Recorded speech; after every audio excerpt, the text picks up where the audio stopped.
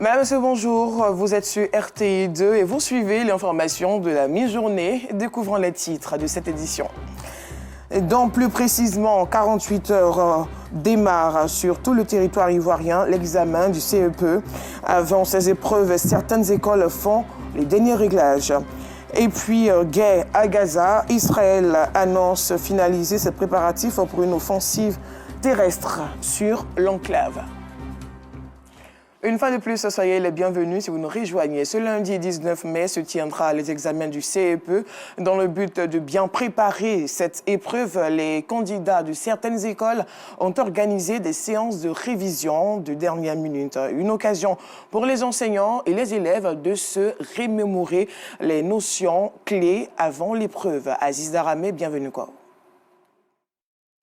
À l'école primaire Cocody Danga, un silence règne dans la cour. Toutes les salles de classe ainsi que les tables bancs sont vides en raison des vacances scolaires. Toutes, sauf une, celle de CM2. Là, les élèves appliqués et concentrés révisent en vue de l'examen du CEP. Pour les examens, je fais des exercices, j'apprends toujours mes leçons et j'étudie beaucoup. Actuellement, nous faisons des révisions avec notre maîtresse pour les examens. Je m'organise à pouvoir bien réviser mes leçons et aussi à pouvoir bien apprendre mes schémas. Je me sens prête à aller affronter les examens parce que notre maîtresse nous aide beaucoup et aussi j'étudie à la maison. Pour Ruth, institutrice de la classe de CM2, accompagner les élèves jusqu'au dernier moment est une mission qu'elle prend à cœur. Nous sommes présentement en train de préparer les enfants pour l'examen de l'entrée en 6e qui aura lieu le lundi 19 prochain. Comme vous constatez, pour les dernières révisions, nous sommes dans une séance de mathématiques parce que les enfants ont beaucoup de difficultés en mathématiques. Donc on essaie de remédier un peu aux différentes difficultés qu'ils ont vu tout leur parcours au cours de l'année scolaire. Même ambiance à l'école primaire Jean de la Fosse. La cour est déserte, mais le directeur Souleymane reste confiant quant à la réussite de ses élèves. Au niveau des enfants, il n'y a vraiment pas de pression. Parce que l'examen, ce n'est pas maintenant, c'est depuis le début de l'année. Et vous n'êtes pas sans savoir que maintenant, c'est 40% de ce que nous faisons l'année scolaire durant. Et puis l'examen compte pour 60%. Donc un enfant qui a eu une bonne moyenne générale annuelle n'a pas à s'inquiéter. Après 9 mois de dur labeur, entre cahiers, stylos et leçons, l'année scolaire touche à sa fin. Il ne reste plus qu'un souhait, que tous ces efforts portent leurs fruits et que les enfants réussissent brillamment leurs examens. Toujours en éducation, les groupes scolaires d'Iolabougou de Divo présentent un nouveau visage. Les différentes salles de classe et bureaux administratifs ont été entièrement rénovées et équipées par le Forum national du jeune cacaculteur et chocolatier qui a procédé à la remise officielle des clés. Clément Boko. De la façade des bâtiments à l'intérieur des salles de classe, en passant par les tables bancs, les tableaux et mobiliers, rien n'a échappé aux travaux de rénovation des groupes scolaires d'Iolabougou 2 et 4, situés au quartier libanais de Divo. Les 4 bâtiments composés de 12 salles de classe et 3 bureaux présentent un visage reluisant à la grande satisfaction des parents d'élèves, des enseignants et des 500 apprenants que compte l'établissement. La remise des clés a donné lieu à une cérémonie dans la matinée du mardi 13 mai 2025 en présence des autorités locales, la communauté éducative, les populations et les responsables de l'organisation bienfaitrice. Une réhabilitation qui permettra d'améliorer les conditions de travail des élèves et des enseignants qui ont pris l'engagement d'en faire bon usage. L'école pour les enfants, c'est bon. Mais l'école dans de bonnes conditions, c'est encore meilleur. C'est pourquoi nous disons grand merci à nos donateurs. Nous leur promettons de bien travailler et de bien garder l'école propre. Selon Alassane et Fousseni Diakité, cette action s'inscrit dans le prolongement des engagements pris lors de la 3e édition du Forum national du jeune cacaoculteur et chocolatier FNJC, tenu en novembre 2024. Ça fait partie des piliers forts du Forum national du jeune cacaoculteur parce que nous pensons que soutenir l'éducation, c'est soutenir l'avenir. Et nous allons continuer encore d'arrache-pied pour que d'autres salles de classe aussi, d'autres groupes scolaires aussi puissent recevoir ces mêmes équipements pour une éducation de qualité à Divo. Autre moment fort, la remise de prix aux lauréats du concours de dictée qui contribue à améliorer le niveau des élèves de la Dréna de Divo. Autant d'initiatives en faveur de l'éducation qui traduisent la volonté du FNJC qui s'est engagé à réhabiliter ou construire des établissements dans les zones à forte production agricole. En vue de répondre favorablement aux besoins de leur population locale, le Conseil régional du Bélier, conduit par son président, a tenu sa 3e réunion extraordinaire dans le village de Bonikro, département de Djekanou. Plusieurs projets de développement ont été mis sur la table, dont la construction d'un château d'eau. Ido Fofana. C'est dans le village de Bonikro, dans le département de Djekanou, que le Conseil régional du Bélier a tenu sa 3e réunion. Cette rencontre délocalisée vise à rapprocher les autorités des populations locales. Une occasion pour les habitants de formuler leurs doléances. Il y a très longtemps, je donnais les lettres au Conseil du Bélier pour problème de bâtiment de la route de Bonikro-Djekanou. Mais jusqu'à présent, on n'a pas eu de suite. Et aujourd'hui, vous êtes devant nous. Je vous demande beaucoup.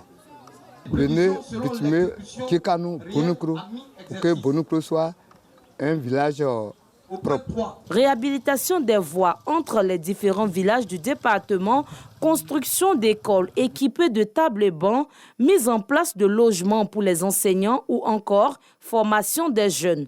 Plusieurs projets de développement en cours d'exécution sont également passés en revue. Vous avez parlé de l'eau. On s'encourage plutôt à faire de telle sorte que d'ici peu, puisque les travaux sont en cours pour l'adduction d'eau et autres, je crois qu'on doit plutôt avoir le courage de dire qu'avec nos prières, on arrivera plutôt à trouver de l'eau. Quant aux routes, on a eu à prévoir aussi l'achat des engins.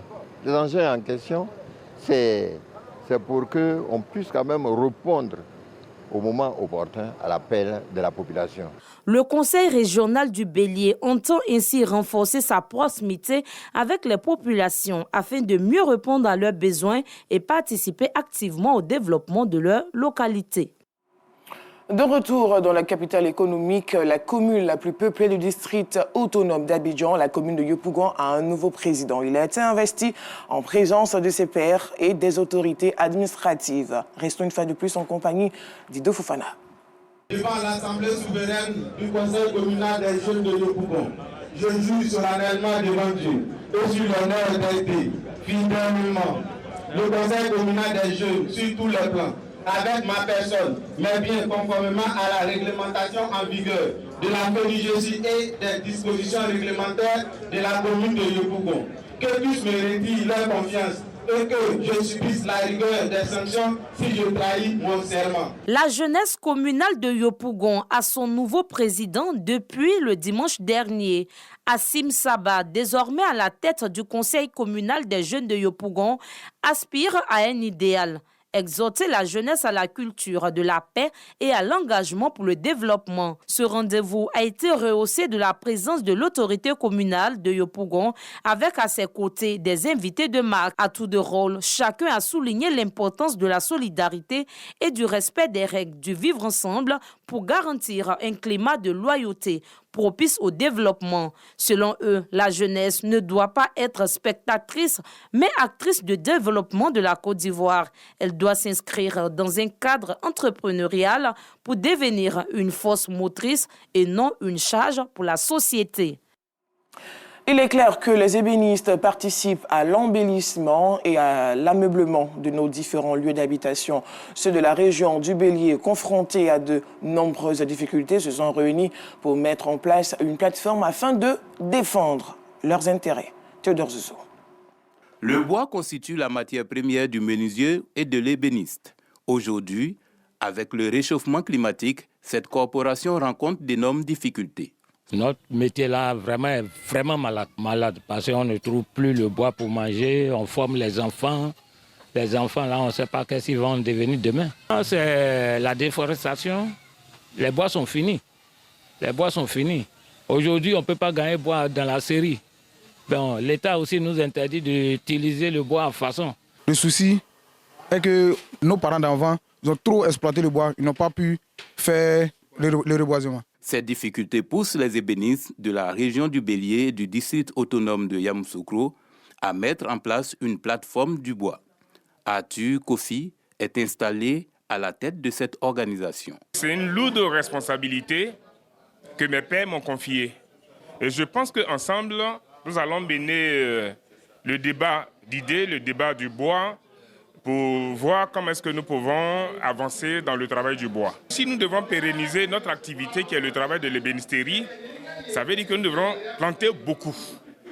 Et nous avons décidé dans toutes les régions, dans tous les départements, à faire le reboisement. Pour cette année, en cette saison pluvieuse, il y a 1000 hectares prévus sur toute l'étendue du territoire. Une initiative qui acquiert l'adhésion de tous. Le secteur bois est frappé par beaucoup de problèmes. L'État de Côte d'Ivoire a fait des concessions afin que nos artisans puissent profiter de 30% au plan local. Mais malheureusement, cela n'arrive pas. Et aujourd'hui, c'est avec satisfaction que j'assiste mes frères se mettre ensemble pour former une plateforme, pour former un maillon fort dans le secteur du bois.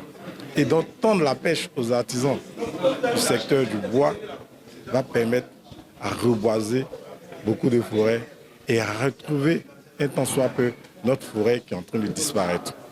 J'appelle les autorités et les pouvoirs publics à se pencher de ce côté-là, à apporter les soutiens, tant matériels, financiers qu'institutionnels. Chaque secteur a des défis à relever, a des exigences à défendre et à s'auto-former aussi pour faire face aux défis du futur. Donc se mettre ensemble, c'est un gage de force et pour l'avenir. Plancher sur le reboisement régulièrement et deuxièmement, s'auto-former, surtout sur le volet gestion managériale. La plateforme du bois s'engage à tout mettre en œuvre pour améliorer les conditions de travail et de vie des ébénistes. Poursuivant ce journal en culture, web, humoriste et chroniqueur sur les antennes de la RTI Ségano entre dans l'histoire des grandes salles. L'humoriste a fait salle comble du côté du Palais de la Culture de Treichville pour un one-man show inédit. Entre rire, émotion et ferveur populaire, il signe un tournant majeur dans sa carrière et dans le paysage humoristique ivoirien. Aziz Deramé. Treichville, le 11 mai 2025. L'effervescence est à son comble ce dimanche soir au Palais de la Culture de Treichville, où une foule dense et enthousiaste s'apprête à assister au one-man show de Ségano, humoriste ivoirien, devenu une figure montante de la scène digitale. Dès les premières heures de la soirée, une ambiance de fête s'installe dans la cour du palais.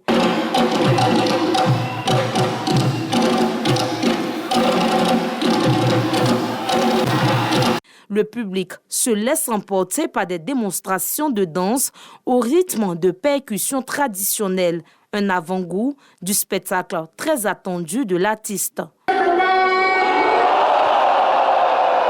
Dans les coulisses, Ségano, accompagné de ses poulains, Mariam Djafoul et Maël, peaufine les derniers détails de sa représentation. Le web humoriste, visiblement ému, se prépare à offrir un moment qu'il veut exceptionnel. À travers ce sketch-là, on va vous montrer qu'il y a du potentiel en Côte d'Ivoire. Parce que déjà, sur scène, je ne vais pas être seul. Il y a plusieurs artistes, comédiens qui m'accompagnent, des créateurs de contenu. Mon enfant qui est Maël, le Barcelonais, ma petite sœur Mariam Djafoul. On va faire le mélange de tout. Chacun a son talent et on va montrer le talent de tout un chacun sur la scène. À son arrivée sur scène, c'est une salve de flash et d'acclamation qui l'accueille. Sa performance est saluée par le public. Ok, je peux vous dire mon CV. Ouais, c'est vrai. Du calme.